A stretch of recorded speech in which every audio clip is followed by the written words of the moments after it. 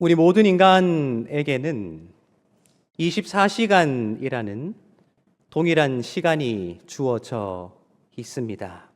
놀랍게도 동일한 시간이 주어져 있음에도 불구하고 저마다의 삶이 다르지요.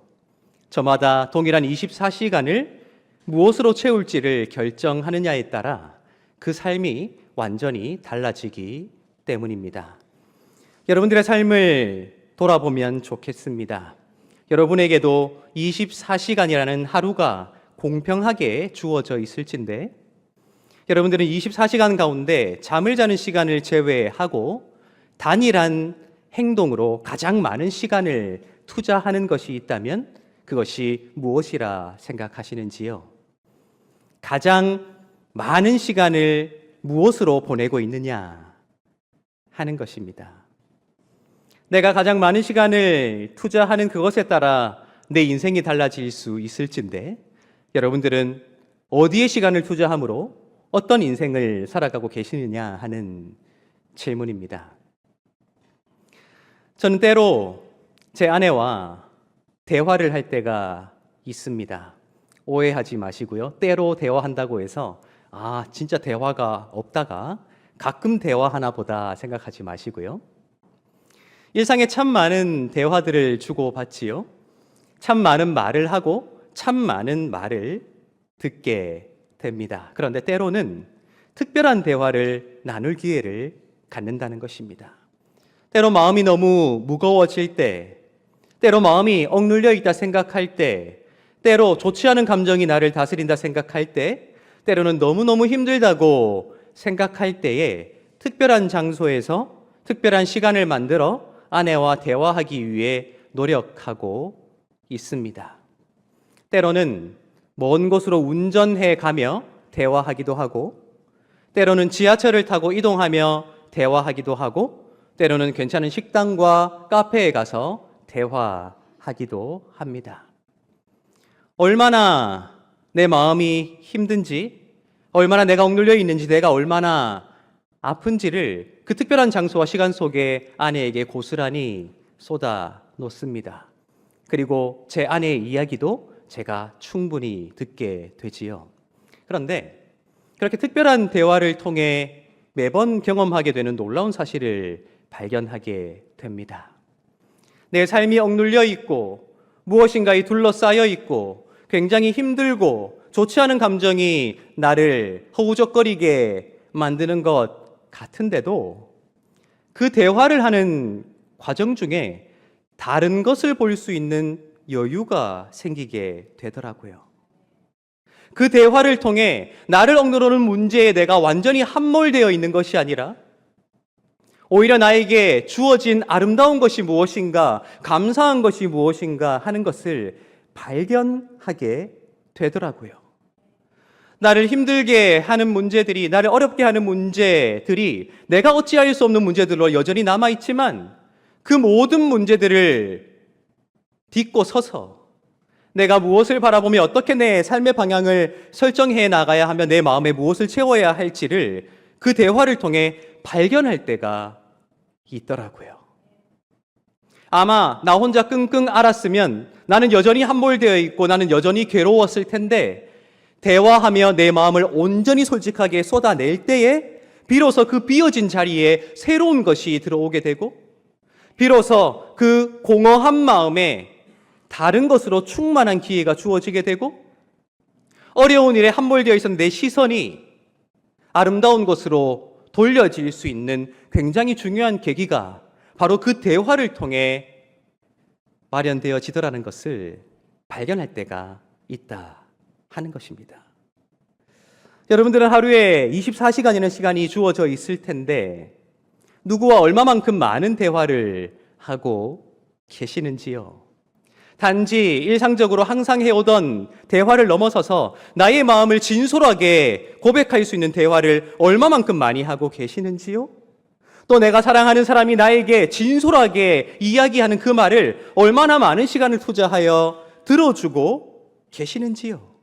어쩌면 이 대화라는 것은, 그 진솔한 대화라는 것은 진솔한 관계를 위한 출발점일 뿐만 아니라 하나님께서 우리에게 허락하신 우리의 마음을 살리고 우리의 생각을 살리고 우리를 살릴 수 있는 보편적인 선물로 우리에게 주어져 있는 것이 아닐까 하는 생각을 해보게 됩니다. 사랑할수록, 아끼는 사람일수록, 귀하다 여길수록 대화해야 하는 이유가 바로 거기 있는 것이죠.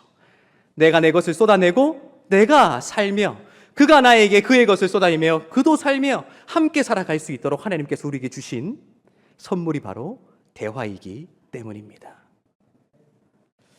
오늘 우리가 함께 읽은 말씀에는 하나님께서 유다 백성들에게 이사야라는 선지자를 통해 하신 말씀이 기록되어 있습니다. 이사야가 선지자로, 예언자로 하나님의 선택을 받아 활동했던 시대, 기원전 8세기입니다. 기원전 8세기에 이사야는 유다의 수도였던 예루살렘에서 예언자로 부르심을 받게 됩니다. 그런데 그 사회는 총체적인 난국에 빠져 있었습니다. 유다 사람들은 하나님을 배반했습니다. 하나님을 배반하고도 하나님을 배반한 줄도 모른 채 자신들의 필요에 따라 자신들에게 득이 되는 신을 선택하여 숭배했습니다. 종교가 무너진 것이죠. 단지 종교가 무너진 것이 아니라 사회 정의가 무너졌습니다. 강한 자들은 약한 자들을 짓밟고 있는 자들은 없는 자들을 착취하며 그것이 하나님의 복이라고 주장하는 완전히 도덕적으로, 윤리적으로, 신앙적으로, 사회적으로 무너져버린 사회가 기원전 8세기 유다 사회였다 하는 것이죠. 하나님이 그 모든 것들을 바라보고 계십니다. 하나님은 정의로운 분이시잖아요. 하나님은 의로운 분이시잖아요. 그렇게 의가 무너져버린, 하나님을 배반해버린 유다인들을 바라보며 하나님이 어떤 생각을 하셨을까요? 분노하시겠지요. 진노하시겠지요.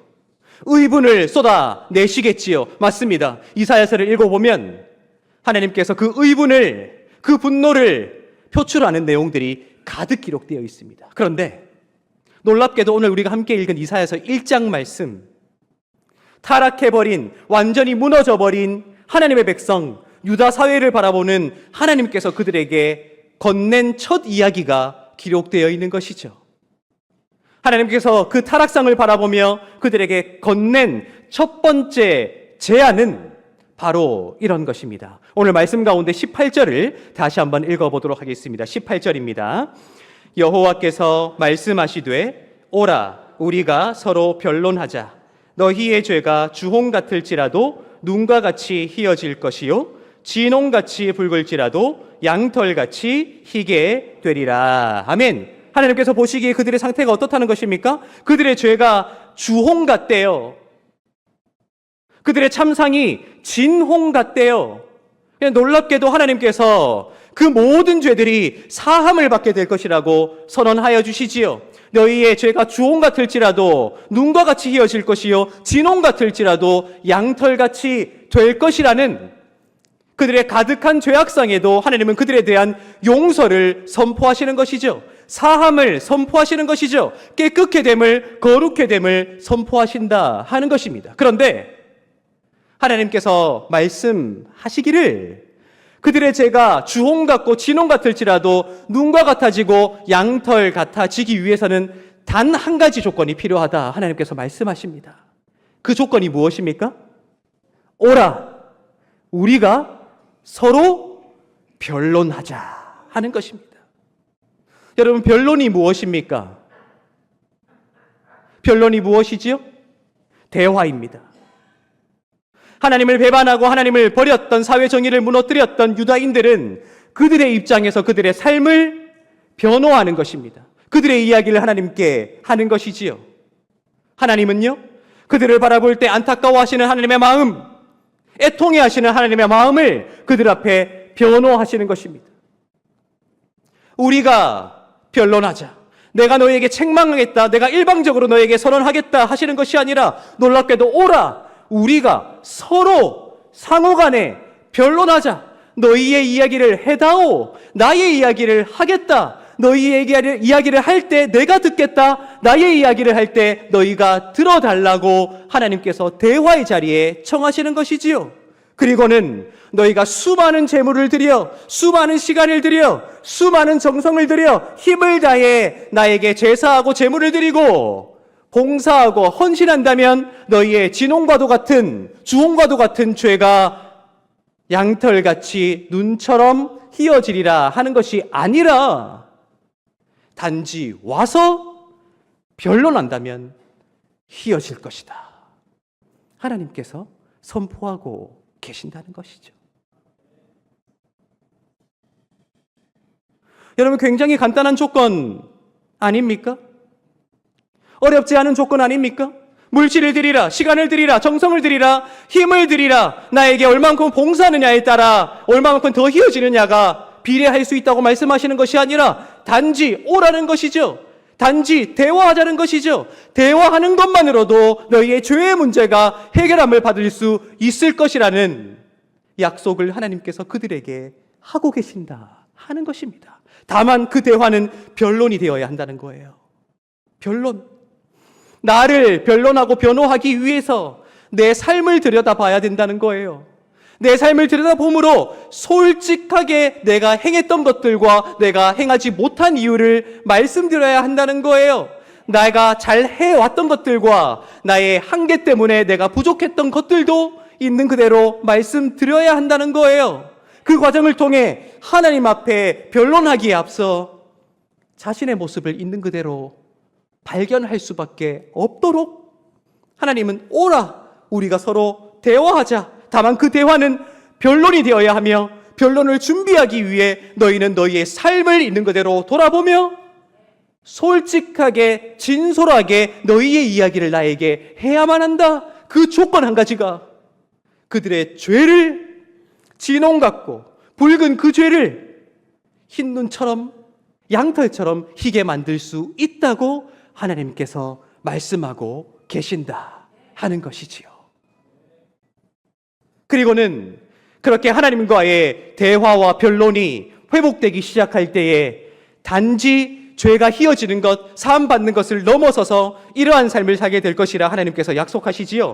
19절 20절 우리 다시 한번 읽어보도록 하겠습니다.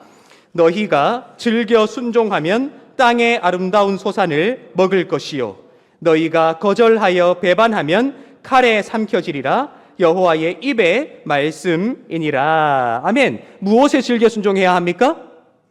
와서 대화하자는 것에 순종하면 죄의 문제가 해결되는 것을 넘어서서 너희가 땅의 풍성한 소산을 먹게 될 것이다.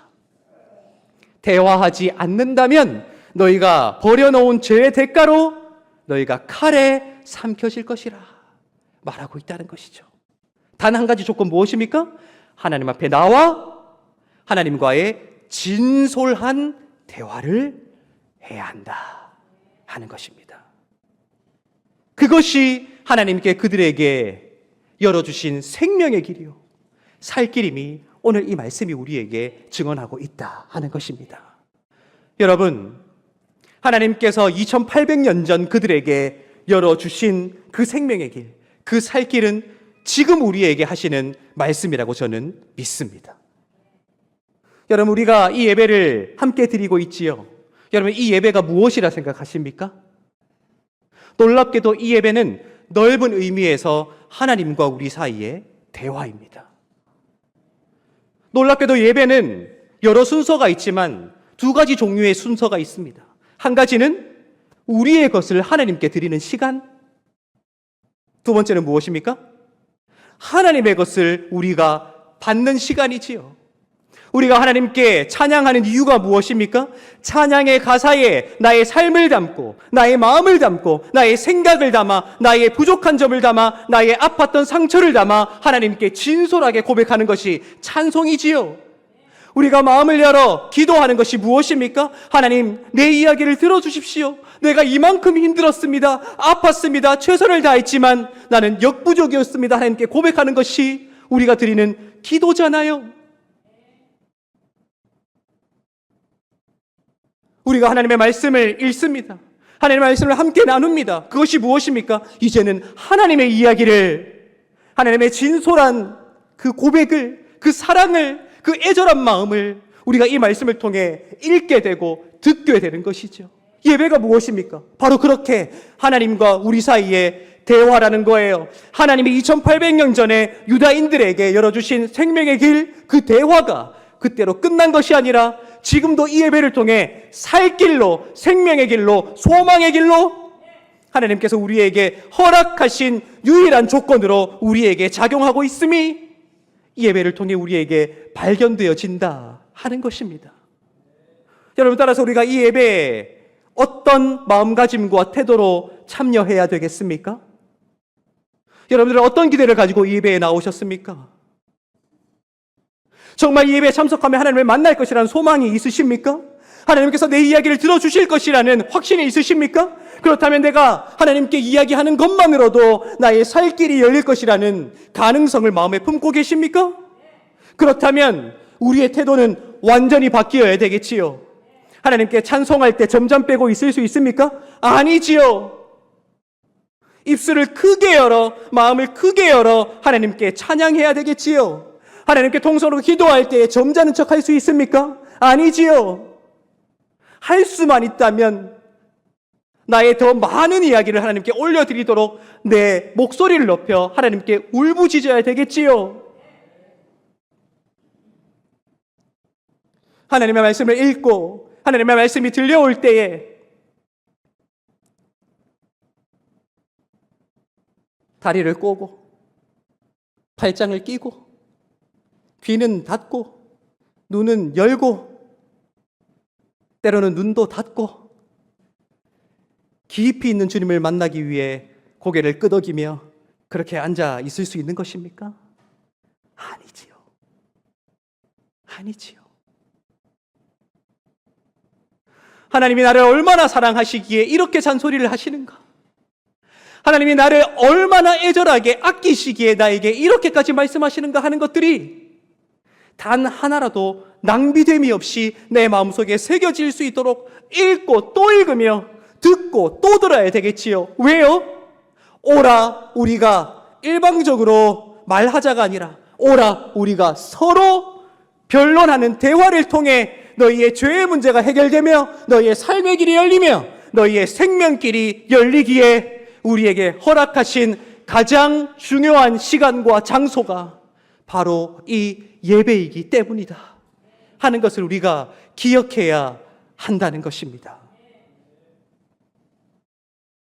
때로는 피곤하지요. 때로는 감동이 느껴지지 않지요.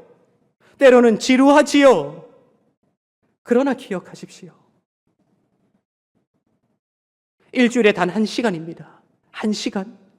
우리가 무엇의 시간을 투자하느냐에 따라 우리의 삶이 달라질 수 있을 텐데 일주일에 단 1시간 하나님께서 열어두신 이 생명길로 나오지 못하고 하나님과 대화하지 못하고 점점 뺀다고 내 진솔한 말을 하나님께 드리지 못하고 하나님의 진솔한 마음을 듣지 못한 채 세상에 나아가서 승리할 수 있을 것이라 착각하는 우리의 그 교만을 우리는 반드시 내려놓아야 한다.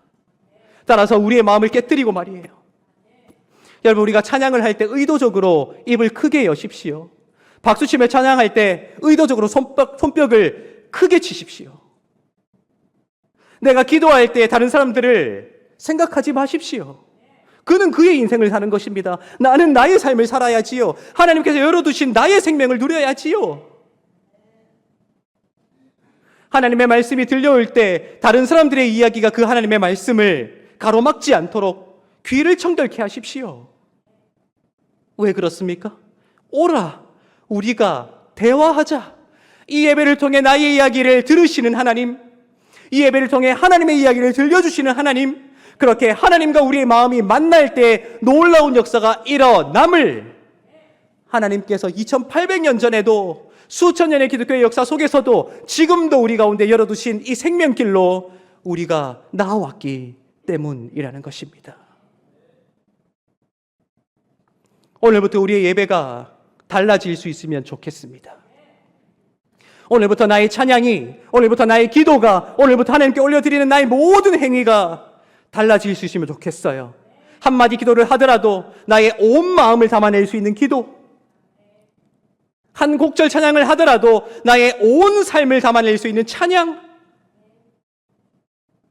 하나님의 말씀을 단 한 구절 읽더라도 그것을 내 마음에 새기며, 하나님의 말씀의 설교를 통해 한 가지라도 들려올 때에 그것을 붙잡고 하나님의 사랑을 발견할 수 있는 그 열정,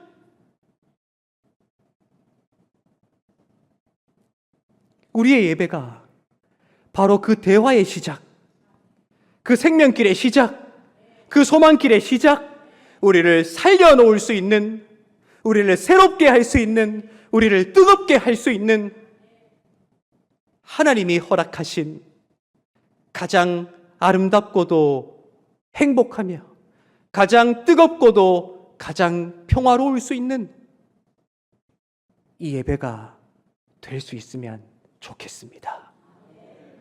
그러할 때에 하나님께서 우리의 진심을 받으시고요, 하나님의 진심이 그 공허해진 마음에 비로소 채워지기 시작할 것입니다.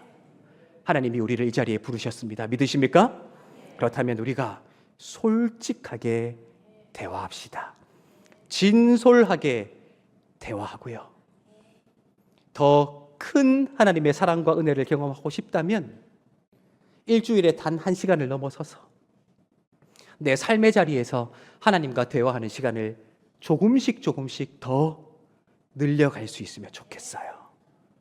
그렇게 함으로 하나님께서 일방적으로 심판을 선언하시는 것이 아니라 우리를 살리기 위해 오라, 우리가 서로 대화하자 하신 그 부르심에 응답하여 그 대화의 자리에서 가장 뜨겁게 하나님을 만나며 가장 뜨겁게 예배하며 대화하며 가장 열정 넘치는 예배자의 삶을 살아가시는 여러분들의 귀한 인생이 되시기를 예수님의 이름으로 축복합니다. 기도하겠습니다.